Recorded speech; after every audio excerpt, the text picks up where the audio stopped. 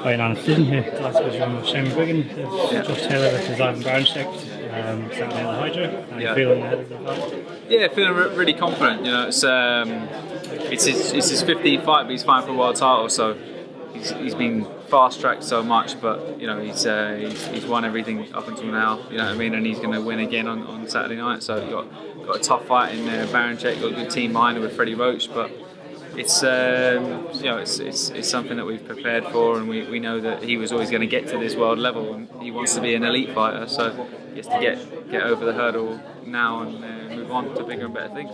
How do you find these sort of fight weeks? Obviously, you've been in sort of a few of these title ones before. I mean, you know, it's always nice. It's always nice to get for the boxers to get the exposure that they deserve. So it's great you couldn't get on a bigger platform. Now that Sky Sports as well have picked it up, it's going to get the right exposure. So you know, got world title online.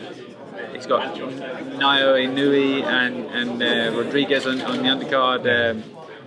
You know, what a great card, and what a great chance to really showcase his talent against the world champion in Ivan Baranchyk. You know, this is what dreams are made of, and it's all come around, and it's managed to bring him back to his home.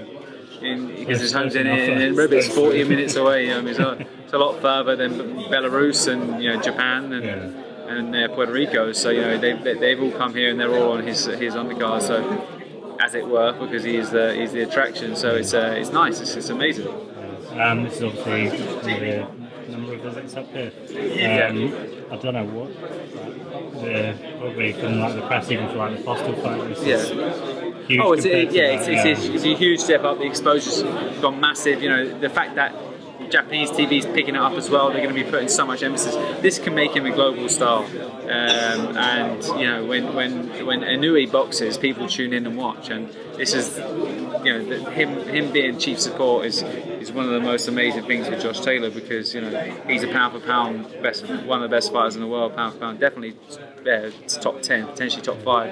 And that gives the credibility to Josh Taylor once he wins his world title, and it's all about performing as well, not just winning. It's about looking good, and I think you're going to see that Saturday night. Obviously, you sort of had to travel in the last season of to Saudi Arabia. Yeah. Did you think you were going to have to do it again? Sort of? Well, I think we'll probably have to do it for the final, but we've been lucky to get.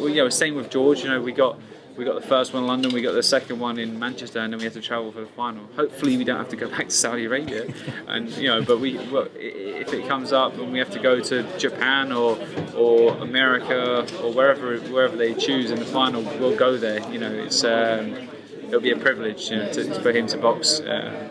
To box in the final abroad, because if you're good enough, you can travel and win in anywhere, and I believe Josh Taylor is. You sort of said before you see Josh sort of coming out on top on this fight. How do you see him getting the edge over Ivan? I just believe the speed is going to be a big factor. Size as well. Barancyk's short, but he's got long arms, so he wings good shots over. When Josh breaks out a combination, he has to stay tight, because Baranchyk will launch in a couple of shots, and that's where he's really effective. So it's about making that transition from short range to long range and staying disciplined throughout the fight. And I think he won't have to go looking for Baranchyk. He's going to be in front of him, so he's going to be a target to hit.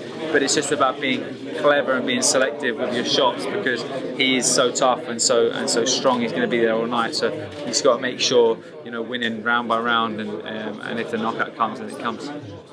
So Freddie Roach obviously has picked him up sort of late on. Do you sort of? I think this is a good fit. I think Freddie's he's a pressure. He likes to teach pressure fighters, and he sort of gets guys to work off the jab a little bit more moving forward. So I believe it's going to be an improved Ivan Baranchyk, because, and I also think he really studies the opponents well. He'll come up with a good game plan. But the thing about Josh Taylor is he's able to adapt. And the real top guys can adapt, and when they're put under pressure, it's either sink or swim. And I know from being in the gym with him for 4 years. I've been working with Josh for 4 years.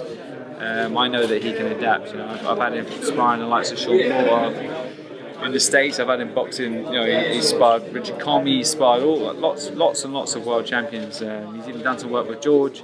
You know, with Campbell in the gym, I've got good fighters in the gym, and I don't think he'll be phased by Freddie Roach coming on board and you know, world champion in Baranchayk. Yeah, you're talking about sort of adapting during the fight. Yeah. That Postal fight probably the one where he sort of had to adapt and change. Because I think it was seventh round. Yeah, 7th or 8th, and it was it was a minor switch off. You know, and he got caught. The thing is he was. I think he was taking Postal's power for granted. You didn't think he was punching hard because he was taking the sting out of them, and then you know, one slipped through, and he sort of had to sort of hold and show what he's made of. You know, that's something that I can't teach. You know, these fighters either have it or they don't. You know, and when they get hurt, that's really when that natural instinct comes out, and he's got plenty of it. So yeah, I mean, it was a great lesson to learn before coming to the tournament. And even though you might not feel every shot and you might not feel their power, everyone's dangerous. You need to respect everyone and stay switched on. So took his eye off the ball a little bit with Postal, but it's one of those fights that he come away from it and everyone was saying, wow, he's the real deal, even though he got a little bit hurt in the fight. You know, so it was nice to see that boxing fans just didn't think, oh, okay, well, you know, there's some big chinks in there, because he overcame it so well, and it was really a fact that he switched off too much, and he was trying to force it a little bit too much. You said about sort of Freddie Roach studying his enemies. He sort of said some comments before the press conference that he said that he thought there were some chinks in the armour and there were some flaws that he could pick. I mean, listen, if you look deep enough, there's chinks in every single person's armour. It's just about whether you can implement it or not. You know, you can look at Floyd Mayweather and say, oh great, you know, if you just stay on and that little bit more, and if you don't just throw 3 punches, if you throw that 4th punch, you'll catch it.